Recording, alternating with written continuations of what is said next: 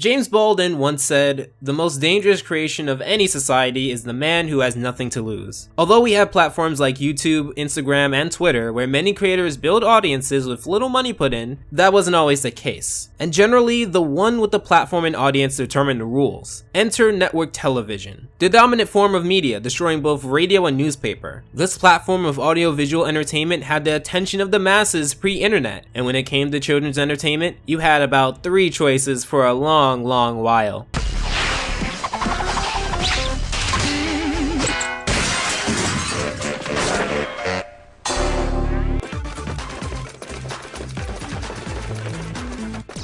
He's making the White House his home.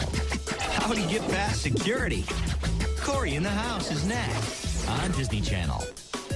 Invader Zim is a great example of a creation that challenged the platform, both knowing its value and its message, and despite a rocky road, created such a good following that is still beloved to this day. So, what happened?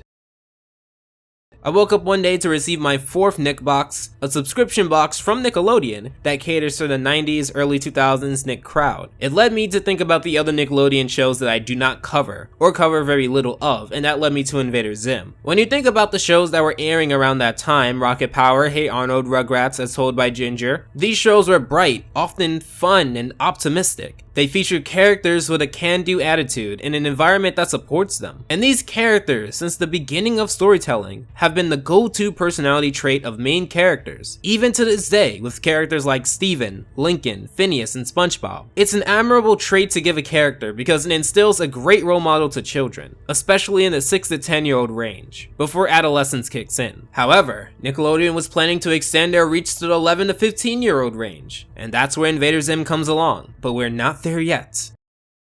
Johnny the Little Homicidal Maniac was a comic strip started by high schooler at the time, Jhonen Vasquez, born out of San Jose, California, attending Mr. Pleasant High School. This character, Johnny C, originated as a personal avatar who carried out Vasquez's own revenge fantasies, but was stressed to not be just an extension of his personality. Despite sending out these comics as slave labor graphics as samples, the company released 7 issues of this comic, based on the character alone, with an interview from Youth Radio stating, "It was just a natural evolution. Like I said, I didn't have a dream of making comics at all. I just do them. It just so happened that I got lucky enough to get them published. So nothing really changed from when I was a little kid to now. It's just that now I get paid for it, kind of." This created a side series around one of the characters, Squee, and it is with these comics that we get the attention from Nickelodeon, who wants to make a series around him.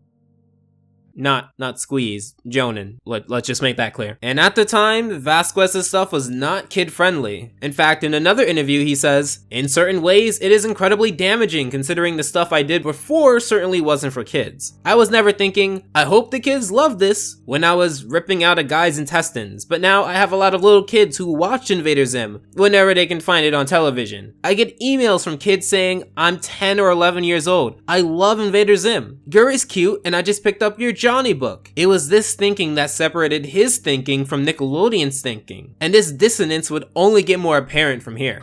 Look at him, guys. He doesn't like the cafeteria food. I don't like it either. I must be an alien too, huh, Deb? As a pilot, there were a number of things that needed to be addressed, like who would voice him, which would change a lot, going from Mark Hamill to Billy West, and fully stayed on Richard Steven Horvitz. What new kid? Who are you talking about?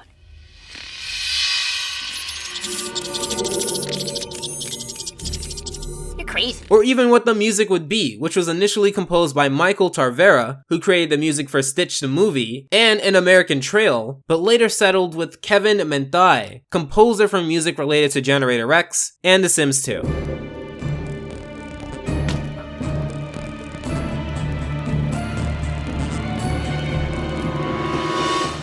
You can tell from these snippets that Jhonen had a tunnel vision focus on exactly what he wanted, not leaving anything to the platform. And with March 30th, 2001, alongside the premiere of Butch Hartman's first Nickelodeon show, The Fairly OddParents, Invader Zim premiered.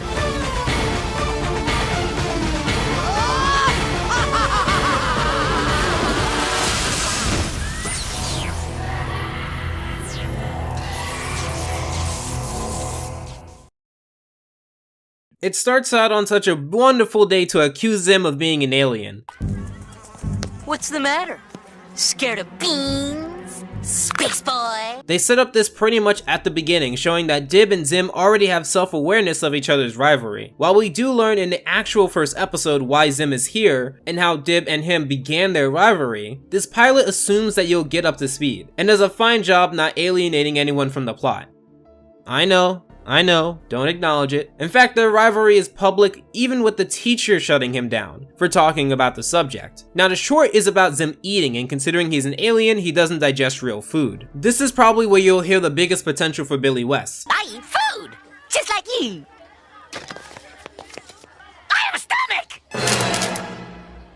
However, I feel like it's Horvitz's performance later on that would overshadow this, and give Zim the wackiness that his character demands. However, wackiness was just a part of the pie. For every cartoon around Invader Zim could be wacky, but the difference here was the dark undertones that, while in jest, had truth to them throughout the series. It was a very dirty, disgusting show, and while it appears funny, it's not a place you'd like to be. It comes to a height during this food fight segment, where although we see the looped animation quite noticeably, we see what the animation truly wants to offer. Although Invader Zim is about the constant struggle Dib goes through to expose Zim, who is trying to take over the world, the show takes great pride in its setting. This isn't just a lunchroom, but a futuristic minimalist war zone, and the duo battle in this both action-packed, but never to the point of taking it seriously scene. You picked the wrong planet to land on, Zim. Wait a minute. What planet is this? Earth. Nope. It's the right planet. Despite the fight itself being largely uneventful, the pilot taught me a lot about how the show will go, what the bare elements are stripped to its core, and the way Dib is viewed. No one really cares if Zim is an alien or not, so where does this drive come from? To prove them wrong? Well, all this comes together as a neat little pilot that ends with Dib being punished, but not stopping its chase to expose Zim. With such a promising pilot and first episode that I covered, Invader Zim was set off to carve a space on the network that was really bright, colorful, and optimistic. So let's talk about the rise.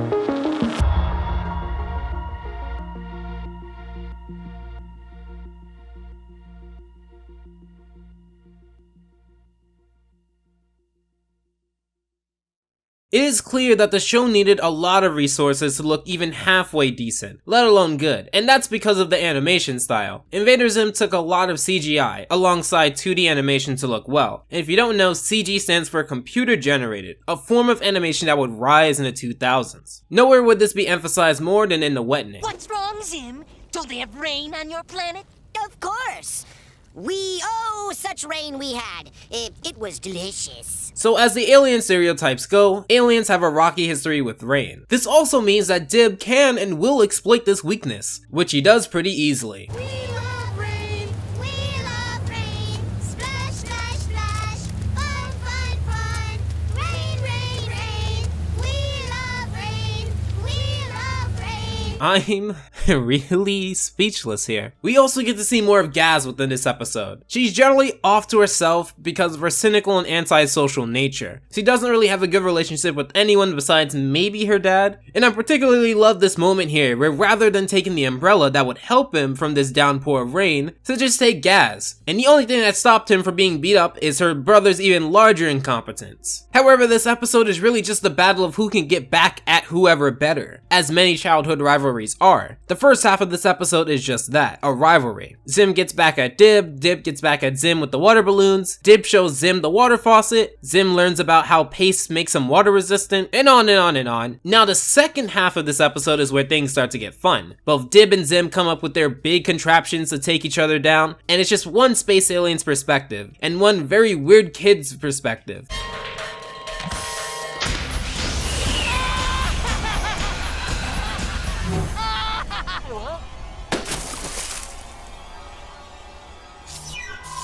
And with that triggers the massive upstream of water into the sky. And you can see where most of the money went to in this episode, as this part looks very cool. Back in 2001, something like this doesn't really seem that easy to make, at least not on the television's cartoon's budget. And with that insane camera work that Invader Zim demands, it just makes it all the better. So all of this water goes into a giant space water balloon that Dib calls the Wettening, if you wanted to know where that episode name came from. I particularly want to praise this part here where the balloon gets bigger and the satellite gets smaller to emphasize the sheer space this balloon takes up. The way it drops down with Dib in pure disbelief is such a powerful way to show how high the ante was taken. I even love the way the water destroys everything. And I think this was such a great episode to show just how amazing the animation, art style, and general premise could come together and make a run-of-the-mill plot turn into a great execution. Mind you, the folks at Futurama were impressed with how Invader Zim wove the two animation styles into a solid unified look. However, with such great innovation came great challenges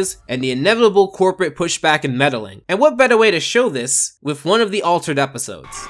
My mom makes me eat breakfast chunks for breakfast, but I hate them.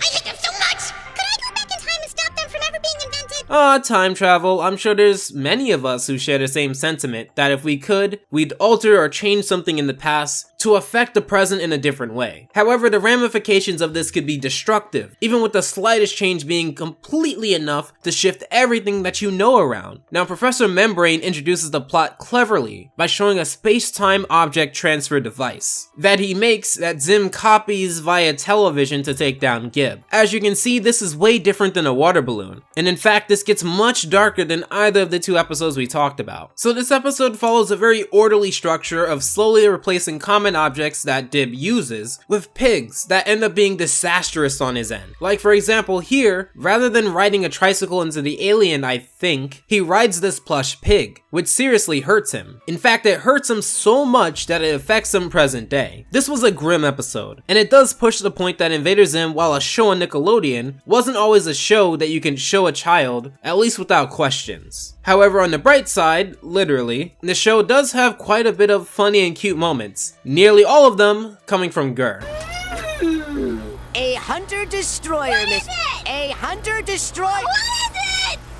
A hunter-destroyer machine. Speaking of Gur, he talks about something that I'm super passionate about. Wait, if you destroy Dib in the past, then he won't ever be your enemy.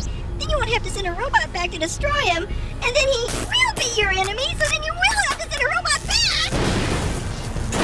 This is the grandfather paradox, a paradox being a seemingly logical statement that provides self-contradiction. And this paradox involves the concept of going back in time to alter something, which removes a reason in the new present for you to have gone back in time to alter said thing. It's like if you went back in time to kill your grandfather to stop yourself from being born, then who kills your grandfather? Because you're not there, but because you're actually now there, your grandfather wasn't killed, and that leads to you actually killing him, and it creates this time loop, as you can see. I'm glad the show is self-aware about the complexities of time travel because it actually interests me. Now the rest of this episode gets into some pretty twisted territory that I don't want to dwell on in case I want to return to this for a proper review. But slowly over time, the contraptions or common items that Dibs uses for his passion for catching the extraterrestrial turns into those same pigs that gruesomely turn Dib into more machine than man, as these machines are needed to help him keep alive. He deteriorates and loses his sanity due to this pig, but regardless still has a passion to attack and catch Zim to prove that the extraterrestrial life does exist. It also makes you think about the blurred lines of the protagonist and antagonist. Zim so far, while it appears that his intentions is to take over the world, has acted more like a child than anything. It has been Dib's constant pushing of Zim that makes us root for Zim. However, here, the episode starts off with Zim getting rid of Dib before Dib did anything. How could I root for Zim in this instance? This would be episode 14, around halfway into the series, with the creator confirming that these are self-contained storylines. So the argument that Dib was a threat before in other episodes is not valid. I can't root for Zim, and in this case, he truly is evil. Which, while good, to what limit? To the limit of killing a passionate young child? According to Jhonen, this was going to be a permanent change that Nickelodeon stepped in and prevented. And usually I like to rally behind creators and get behind their work and push it out as is, but this is the rare time, the rare occasion that the corporation is right on the side of creativity. How would this episode play out if Dib were to die? Just because Zim woke up one morning and just wanted to do it? Even though he's not shown to be that competent in majority of other episodes? Sure, Zim would be an evil monster, but that's not what he's built up as. He's built up as a naive and constant learner of how Earth operates. And I would even argue that this is out of character for his plans to get this devious. And if he could do this, why would he have trouble with a bit of rain? Come on, kid. If I lose one more patient today, I'm gonna get written up. Clear. Come on, kid. Clear. Oh, stay with me. Stay with me.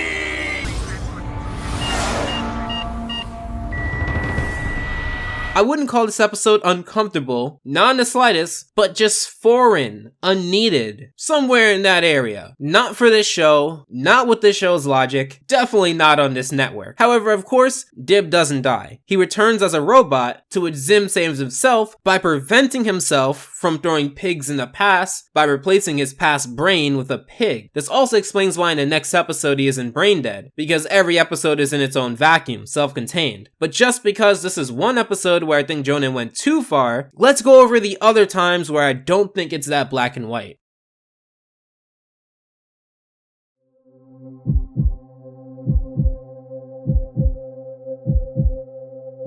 It would actually start with the second episode, Bestest Friend. It revolves around a clingy kid, Keith, and Zim's newfound relationship with Keith, to make sure that the people do not get suspicious that his lack of friends is deemed inhuman. However, despite it starting off very sweet, with Keith promising to be the bestest friend ever, Zim's need of his presence would be drastically cut short. But since Keith is very clingy, he sticks around Zim. This was a pretty decent episode. Nothing too notable happened in it. I mean, some people would even call it boring. We don't get too much sci-fi or alien elements, and Zim's mission is already sidetracked in the second episode for the mundane slice of life that doesn't fit this style of storytelling. It is actually what isn't in this episode that interests me.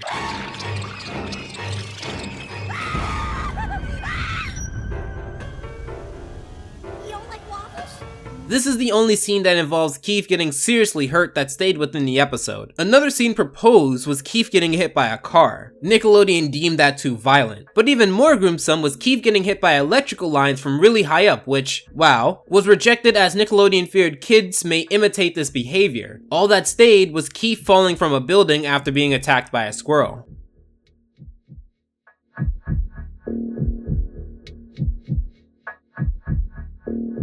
The episode Hobo 13 does not have too much notable happening in it either. The environment and the sergeant, both of those things are pretty interesting. The monsters, kind of intriguing. Visually, this episode is pretty good, but the story here is pretty much what you would see in any Zim episode. However, what is of note here is that Zim assigns himself as a leader of a pack, and while leader, gradually sacrifices his teammates or his crew so that he can get to the finish line by himself. Somewhere within this episode, Scooge, shown on the screen, was going to be shown eating his own skin to survive, but that was changed to Scrooge just surviving, but being used as a weapon when said monster now attacks the sergeant. I'm trying to visualize a safe way to do this in my head beyond implying it, which there isn't really any way, and I'm not alone on this matter. Even in hindsight, Jhonen feels like that would have been way too far.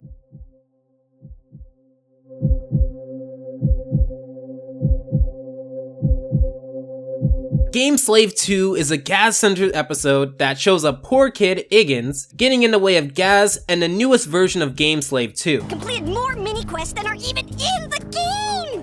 That's how I know I'm pretty much the master of all reality and all that encompasses it, because, and then all of a sudden, everyone is clapping when I beat the final boss. I didn't think... The episode spends a large majority of its time building Iggins as an annoying, self-centered, erratic kid. However, it highlights the persistence and eeriness of Gaz, which I do appreciate, at least in this episode. The length she goes through in Iggins's house alone was very well constructed. I particularly loved how it raises the ante of who's going to see the new levels in the game, but never overshoots the horror target. It's also a pretty funny episode that plays around with the horror tropes, such as the classic mirror and window reflection tropes. This episode doesn't feature Zim in it at all, with Dib being in a small portion, with a really funny rat people joke that would fit in with how modern shows do humor. Gaz does end up getting the game slave too, the same one that really didn't belong to either of them, but with their nefarious ways, it turns out to be more than a solid episode. The episode itself isn't the issue, but rather the name of the handheld console. They're backed by the awesome power of the Game Slave 2! Check out these actual game screens! Are you still playing your old obsolete Game Slave 1? Why? What's wrong with you? Originally, it was going to be the Game Slave Advance, similar to the Game Boy Advance. Apparently, Nintendo did not like this, and threatened legal action, so now we know it as the Game Slave.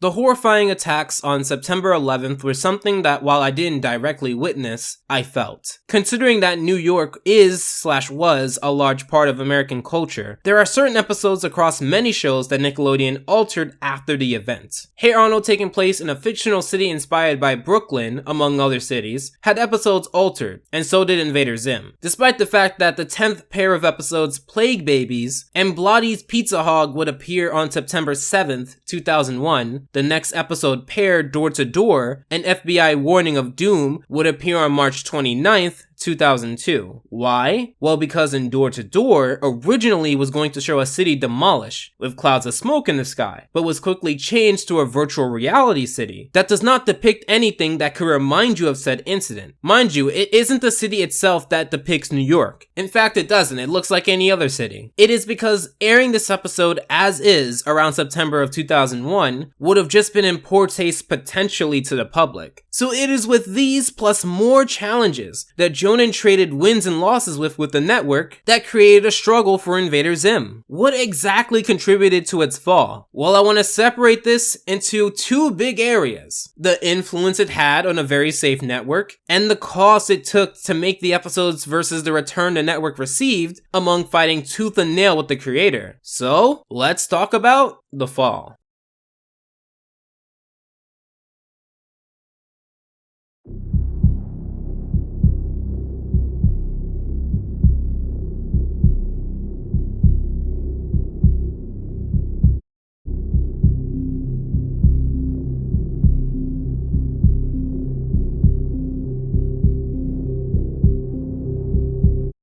To dive into both points, there is one episode within season 1 that goes over both the influence part and the profit/acceptance part, and does it in a way that I can explain both topics while also talking about a very interesting episode. So let's talk about the season finale, Tack, the hideous new girl. Miss Bitters, I read that long ago people used to give out cards and candy on Valentine's Day. How did the whole meat thing get started? You don't want to know. It starts off as a beautiful day, or as beautiful as it could be in Invader Zim. It centers around this new student, I say with implied air quotes, Tack, a new girl who both flees the classroom without knowing what they wanted before, and has this weird squirrel-looking slick being following her around. Looks like Zim has a girlfriend. It's not nice. To embarrass people, you should apologize and use your eraser. I'm sorry, Zim. Jhonen has been very firm with the fact that romance is not a big thing for Invader Zim. It is not a part of the viewpoint of how Invader Zim works. So when I saw that, I was really concerned that he had to buckle down and create something he didn't want to make. However, as far as romance goes, they take an alternate swing at it. Zim tries to be romantic to get Tack's affection, thus getting her trust and information on human affection. And Tack pretty much tortures Zim, much to Dib's amusement. But little do we know, Tack is more than just a weird girl. She's an What is this? I'd been waiting years to take my final test to become one of the Urkin elite soldiers.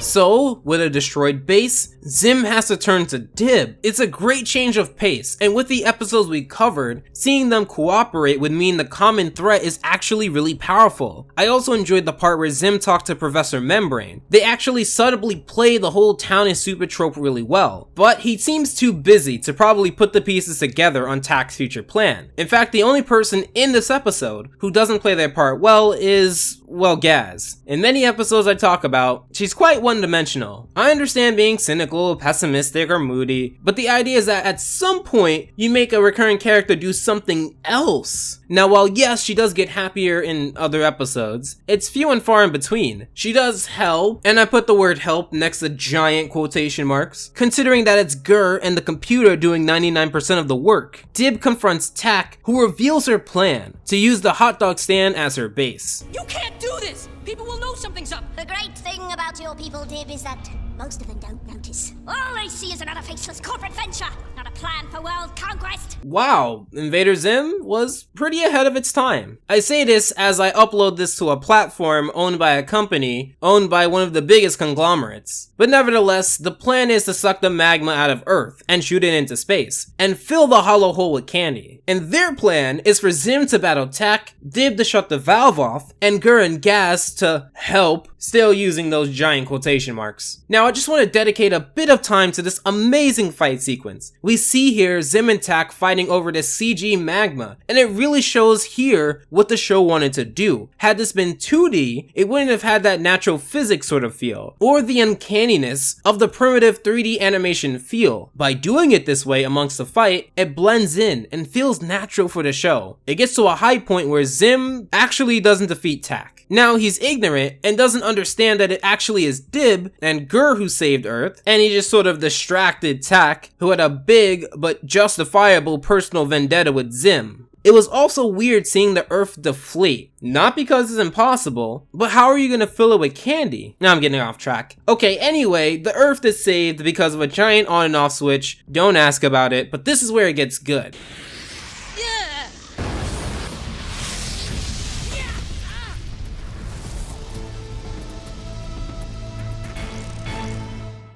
That was such a great way to end the series. I wanted to know more. What would this lead to? Well, it led to the second season. And we're probably about 3/4 coming up towards the end of this video, and you're probably wondering why I didn't talk so much about the second season. Well, that's because there isn't much. There are 4 half-hour specials, among 10 episodes in total, but the season should have been much more than that. However, it was cancelled. It was popular among viewers 14 to 18, but not their target demographic, 2 to 11-year-olds. Because of this, among its influence and poor profit, led to its demise. So rather than getting 20 episodes, we get 10. And it gets even weirder. The last episode is the most horrible Xmas episode. And that's not me saying that it's a bad Christmas episode, that's the name of it. However, it features the characters introduced in episodes that have never aired. Legitimately, there are characters in the last episode of Invader Zim that show up that have never been in an episode previous because the episode that was supposed to introduce them were not able to air because Jhonen Vasquez had to pick only a handful of episodes before Invader Zim was cancelled. This is Nickelodeon, guys. Now, the Invader Zim Wikia, huge shout out to them, they've been a really great help, has a few of these plots, some extended out and detailed, others just a general idea. Oh, Bobby,